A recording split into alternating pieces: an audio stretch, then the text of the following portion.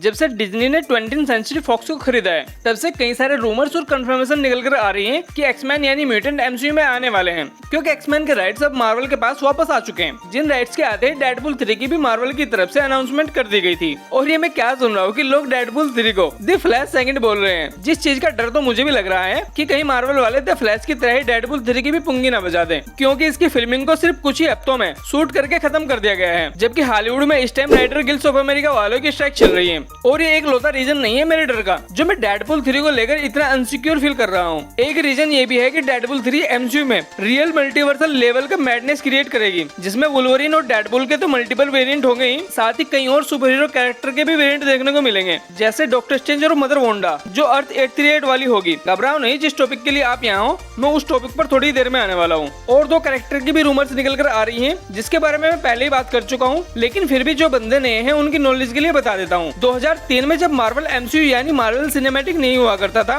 तब मार्वल की एक सुपर हीरो मूवी आई थी डेयरडेविल, जिसे मार्वल बुरे सपने की तरह भूल गया था। लेकिन चूंकि अब मार्वल की चांदी कट रही है, तो मार्वल डेयरडेविल मूवी के 2 मेन कैरेक्टर को वापस ला रहा है, डेडपूल 3 में जो एक मल्टीवर्सल मूवी है। और ये दोनों कैरेक्टर किस तरह रिटर्न आएंगे ये तो आप समझ ही गए होंगे। 2003 में डेयरडेविल मूवी में बेन एफ्लेक ने डेयरडेविल और जेनिफर ने इलेक्ट्रा का रोल प्ले किया था, जिन्हें अब मार्वल सिर्फ डेडपूल 3 की हाइप क्रिएट करने के लिए ला रहा है, जिसकी हाइप ऑलरेडी बहुत ज्यादा है। तो ऐसे में जब इतने सारे कैरेक्टर डेडपूल 3 में हैं, तो सिर्फ कुछ ही हफ्तों में इसकी शूटिंग खत्म होने से फैंस को तो डर लगेगा ही। खैर ये चीज कितनी ज्यादा सही है और कितनी गलत है ये तो फिल्म रिलीज होने पर ही पता चलेगा, लेकिन जो चीज हम जानते हैं फिलहाल उस पर बात कर लेते हैं। जैसे कि मार्वल के पास अब एक्समैन के राइट्स हैं, तो मार्वल जैसे चाहे एक्समैन के कैरेक्टर के साथ खेल कूद सकता है, जैसे कि वो डेडपूल के साथ कर रहा है। और रूमर्स तो ये भी है वांडा के साथ एक्समैन का क्रॉसओवर देखने को मिलने वाला है हमें, वो भी जल्द ही, जिसमें वांडा वर्सेस म्यूटेंट होने वाला है, जिसका hint Scarlet Witch star Elizabeth Olsen ने खुद ही दिया है, जिसकी कंफर्मेशन द डायरेक्ट वालों ने की है, जो कोई छोटी मोटी वेबसाइट तो नहीं है। उन्होंने अपनी रिपोर्ट में ये दावा किया है कि